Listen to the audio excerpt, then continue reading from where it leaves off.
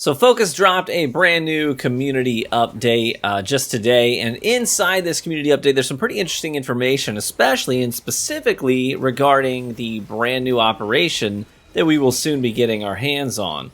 A lot of us have been really looking forward to this. There's been a lot of speculation that it would be a Tyranid-based operation, and we did get confirmation that it is, in fact, another Tyranid-based operation. And those are by far the more popular operations in the game right now. Of the 6 that exist, most people prefer to run Inferno and Decapitation and Ballistic Engine, just because, and I think most people agree, Tyranids just tend to be a little bit more enjoyable to fight, while Chaos enemies can be a little bit frustrating with their flamethrowers and their teleporting, and they're just a bit of a pain in the keister, and they're shielded, Zangors, all that stuff. So I am especially excited that we're getting our hands on a new Tyranid operation. Now, included in this update, they actually gave us a little bit of a mission briefing, so we know specifically what we're going to be doing in this new operation.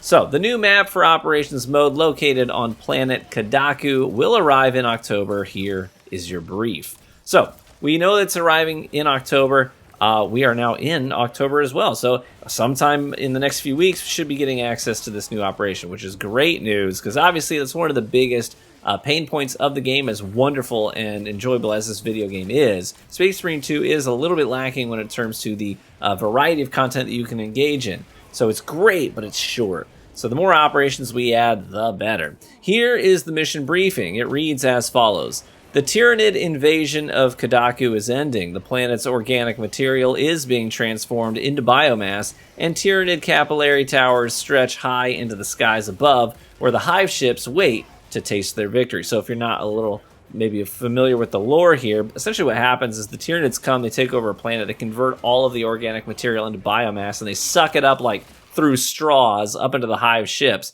It's kind of gross. So that's what they're going to be doing here on Kadaku. It's sort of collecting all the resources and the biomass that they've been stockpiling. It goes on, it says the Cadian forces have made a valiant attempt to push back against the Tyranids. A team of Space Marines, that's us, arrives on Kadaku with a simple mission: help the Cadians destroy the towers. The Tyranids may win the planet, but the Imperium will make it as painful as possible for them. So essentially what we're going to try and do is destroy their straws so they can't be sucking up all the biomass off of the planet. Now that has me intrigued. I like blowing stuff up, I like destroying things, and I like smacking around some nids. So count me in for this new operation.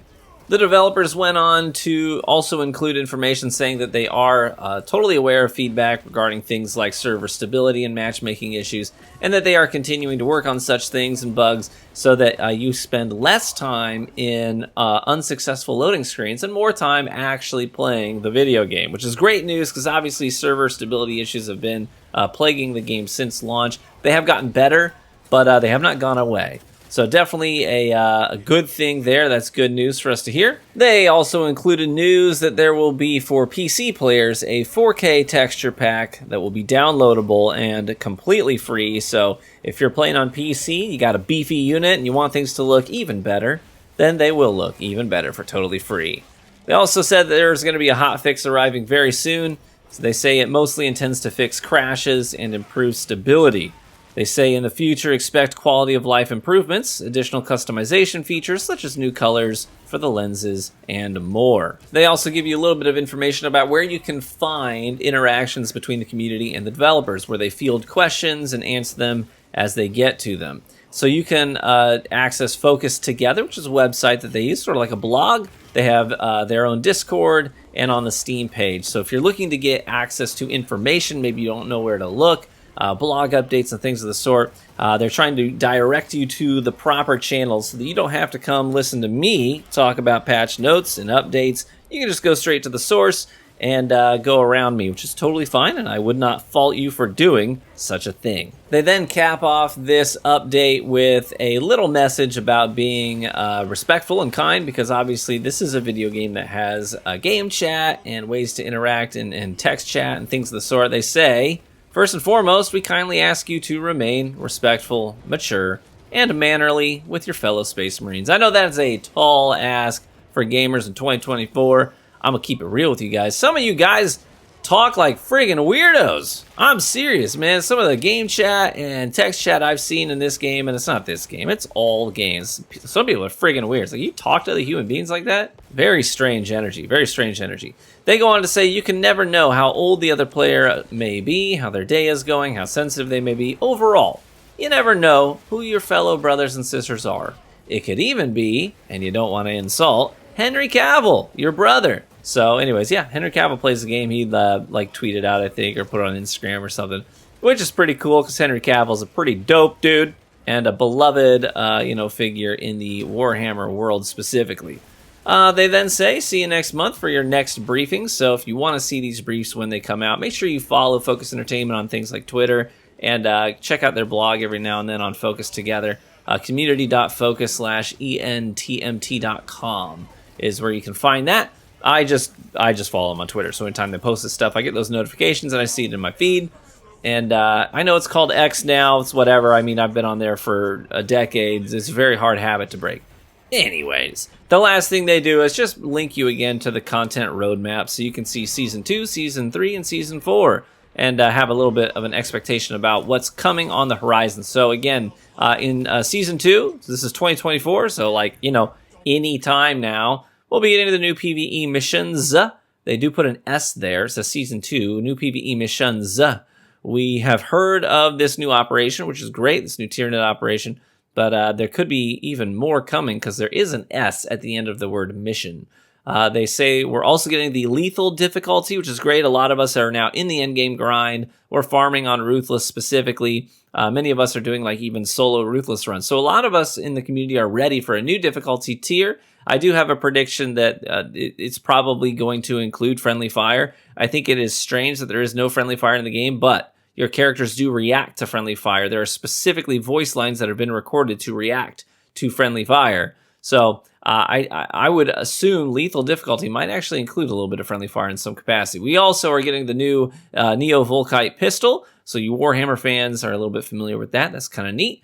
And it says a new enemy. That's all in Season 2, so new enemy. I don't know if that's going to be a new Terminus enemy that can spawn, maybe a completely new, maybe we're going to fight some orcs, who knows, I don't know. And then beyond that, we do have Season 3 on the horizon in early 2025. Season 3 is said to include new PvE mission with an N, no S, PvE mission, new PvP game mode, new PvP arenas, new enemy again, PvE prestige ranks. So that has me excited because I am now almost done with my grind. I have all of my classes maxed out.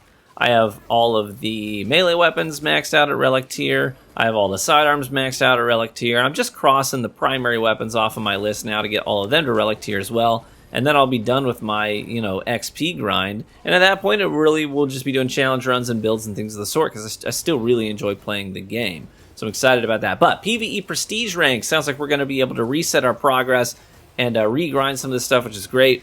I'm curious to see how the prestige system is going to work. Are you going to get, actual boost to the performance of the weapon when you prestige it? Are you going to get a 5% accuracy buff for grinding it all the way up again? I don't know. Obviously, it can't be a huge change because the more you prestige something, it's going to snowball and you're going to get power crept into oblivion. But or it could be cosmetics. Either way, I'm just happy to have more ways to level up my weapons and see where that takes us. And then the last thing it says is Battle Barge expansion. So the Battle Barge is going to be getting bigger. So that's pretty cool. And then, again, Season 4 is the last thing that we have optics on at this point in 2025. And this is pretty exciting because if you haven't seen this yet, it says Horde Mode. Okay, Horde Mode. I am in for that because this game reminds me a lot of Gears of War. And obviously Horde Mode has went over really, really well in that game. And this game is going to be pretty similar. I'm totally down because some of us in our private Discord community, we do these challenge runs where it's queue up Ruthless solo and close the lobby down, so it's just you and the two bots, and see how many waves you can fight. So a lot of guys in our community are doing these challenge runs where they're not canceling the calls for assistance. They're fighting every single wave that spawns. They're taking their time through these operations, trying to see how long they can last. Some of these guys are putting up over 2,000 kills in Ruthless solo completions, which is really cool. So obviously there's a need there, there's a want there, there's an interest there for being able to just fight endless waves and see how long you can last. I'm totally there for that, so I'm very excited for Horde Mode. whenever we get that. Season 4 will also include, again, a new enemy and, again, a new weapon.